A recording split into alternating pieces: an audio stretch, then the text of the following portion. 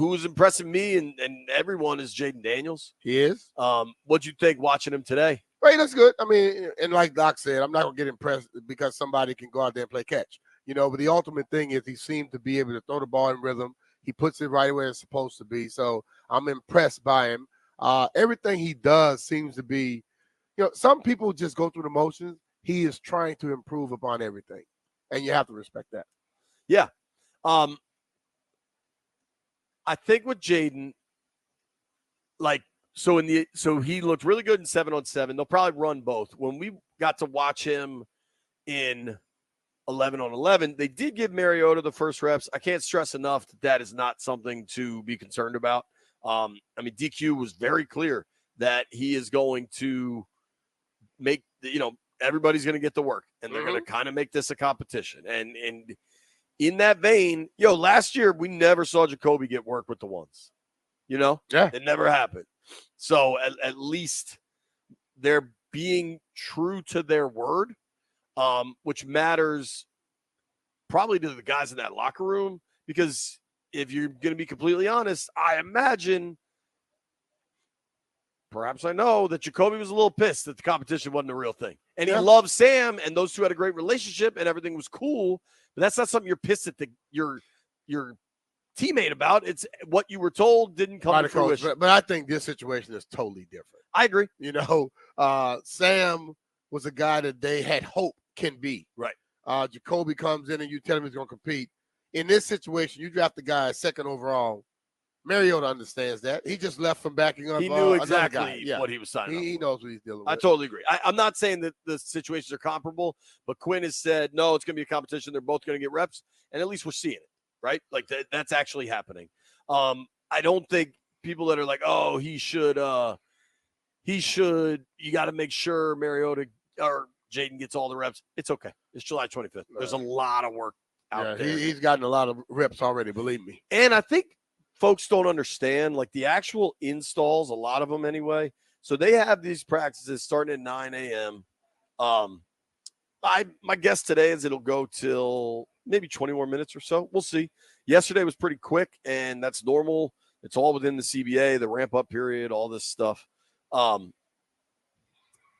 they also do damn near a 2-hour walkthrough at night, 90 minutes, and the media is not allowed out there. So in turn, you don't see any action from that on social media. So I think fans think, man, they're done at 10:30, 11, and that's not the case. They're not done. And I think the thing that fans have to understand, when they are doing stuff in front of you, they're not showing any of their special stuff.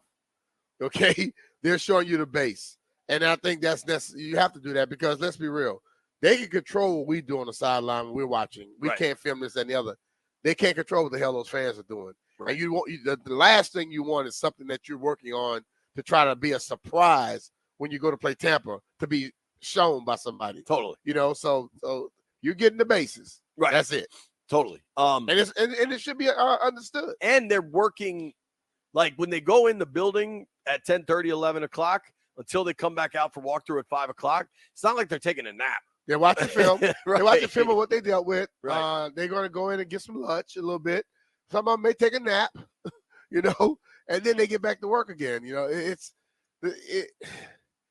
a tedious day. Let's say it like that. Yeah, it's long. And to be honest with you, compared to how things are today, I don't know.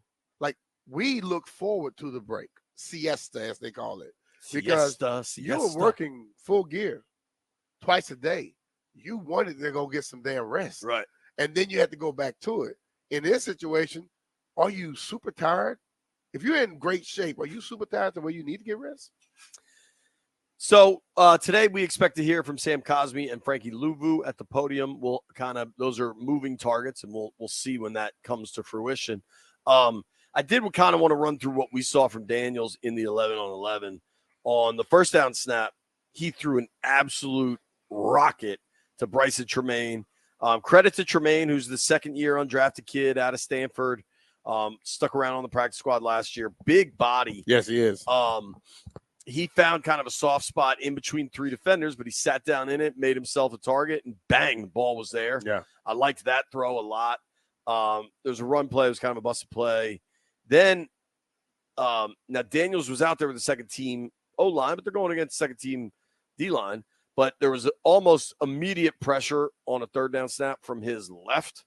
And so he rolled to his right, and he had Chris Rodriguez working a wheel route.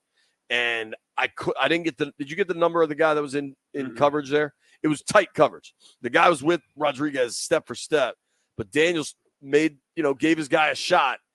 The ball was beautiful. It was beautiful. He didn't come down with it. The defender stayed where he was. It was a good play by the defender. Rodriguez tried to high point it and had his hands on the ball and kind of rested it on the defender's helmet for a minute. And you wonder with those gladiator caps what kind of impact that makes on that kind of play, and those won't be in games.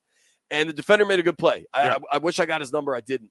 But, dude, the touch on that ball rolling out under pressure, it was an incompletion, and folks are going to get way more excited about whatever dope-ass video the Commanders post from, the sessions that the media is not allowed to post from. And that's cool. That's great. But he put it where his guy can catch it. He put it in where only his guy can make a play on it. So, and I think that's the ultimate thing where you want to see, like we talk about guys having a gun. My thing is you don't have to have a gun every play.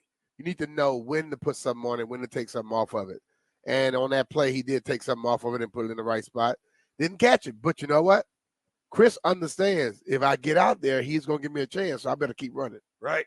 Yeah. It just, to have a quarterback with the kind of playmaking ability that Davis has and the vision and the touch and the arm strength, like every day, DA said this when he was on with us yesterday, and I if anybody knows me, knows how much I respect and kind of look up to David Aldridge. But,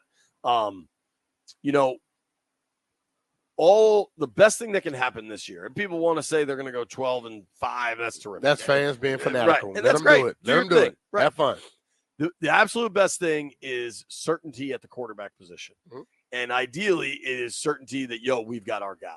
Yeah. And every day, little moments, you get these glimpses that, this is the guy.